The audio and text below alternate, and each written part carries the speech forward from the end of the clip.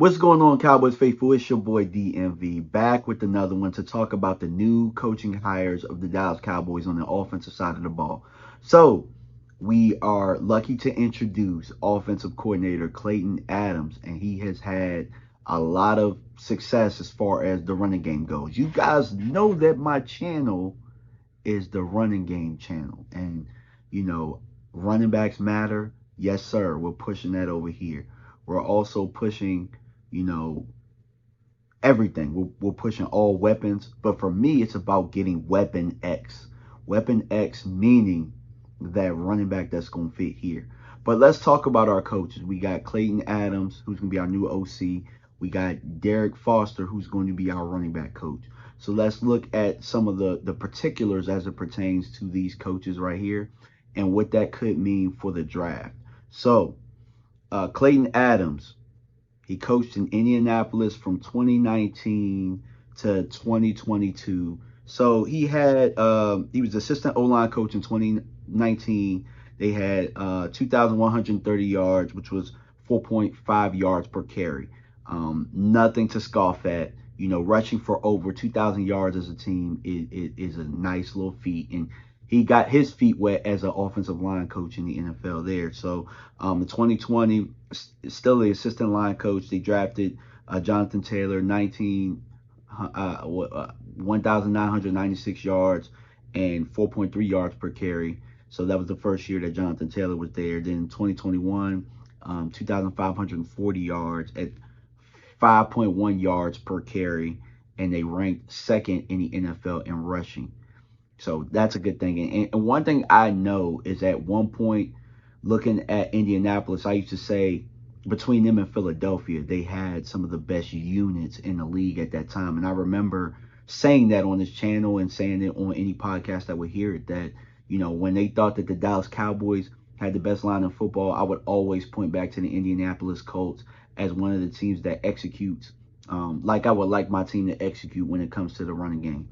So we talked about 2021, where 2022 he was the tight ends coach. They rushed for 1,866 yards, 4.3 yards per carry, and Jonathan Taylor was hurt that year. I think he was hurt in 2021 as well. So fast forward to his time in Arizona, 2023, as the actual O-line coach. They rushed for 2,365 yards, 5 yards per carry.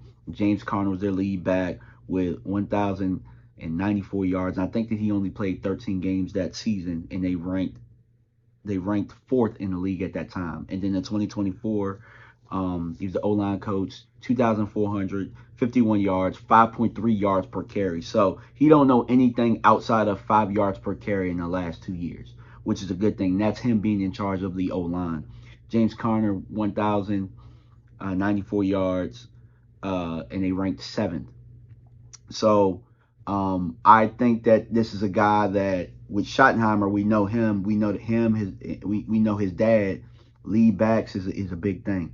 And so with Derek Foster, he had some time with the Chargers in 2021 and 2023. Some of Austin Eckler's best years, except for when Kellen Moore got him in 2023. But Austin Eckler was a threat in the run game, especially a red zone threat, and he was a threat in the passing game as well. So the things that I've noticed is when I look at his backs, because he had Alvin Kamara last year too, who had some success in the run game and in the pass game. So when you look at him, he's a guy that has coached running backs that are not only good at catching the ball, but they're good at running as well. So, you know, you be able to do that whole package. So it's a lead dog type of mentality, which I like. So when you put those two together, what we're talking about Jonathan Taylor, we're talking about James Conner, we're talking about Austin Eckler, we're talking about Alvin Kamara, we're talking about some of, you know, some guys that you look and you say these guys have had some good careers.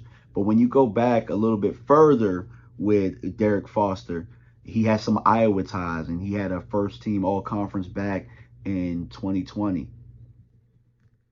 Iowa ties, and then you look back at Clayton Adams, and he went to Boise State. So, with that being said, right, I look at Shotty. Shotty's been around backs like LT, Thomas Jones. We look at Clayton Adams. You've been around Jonathan Taylor, who's been one of the best backs in the league for a while. He's one of the best backs. You have to put him in the top 5 conversation for sure.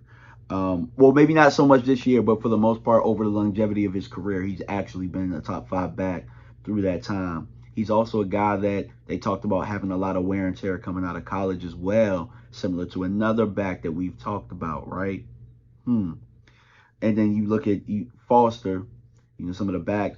I mean, I think that the Dallas Cowboys are gearing up to get a running back, and I think that they're going to be aggressive with it, and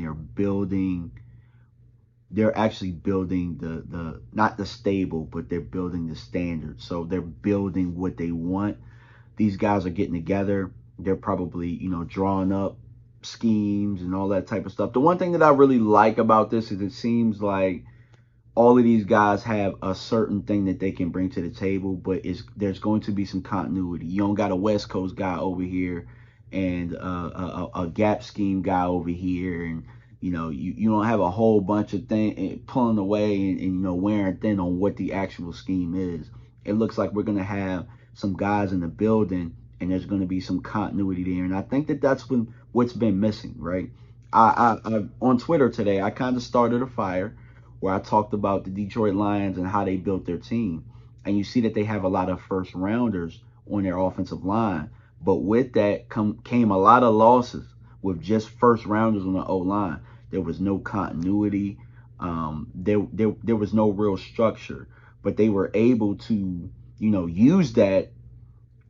And with the Jared Goff trade, they were able to kind of flip that for a lot of picks and start to bring in and sprinkle in that talent. And the talent, then all of a sudden everything comes together. I think Dallas has done a good job of bringing in talent, but they haven't done a very good job of really developing it to a scheme that works for them. Like we know that this offensive line is good with gap scheme. They're good at moving forward and getting to the second level when they're allowed to. We have some guys that can really move the pile when that's what we want to do. And I think that Dallas knows that. And that's why I believe that they are targeting a running back high. So with knowing that Derek Foster has ties to Iowa, we should start looking at Caleb Johnson. With knowing that Clayton Adams has ties to Boise State. These guys could call back at any time, or there's some people in that building that they trust. And those are things that they're going to know before going into, asking these guys questions and stuff. They'll be able to ask these guys questions and see things in workouts before other people do. So what I think Dallas is setting themselves up to possibly draft Ashton Jeanty at number 12. And a fallback plan could be Caleb Johnson in the second round.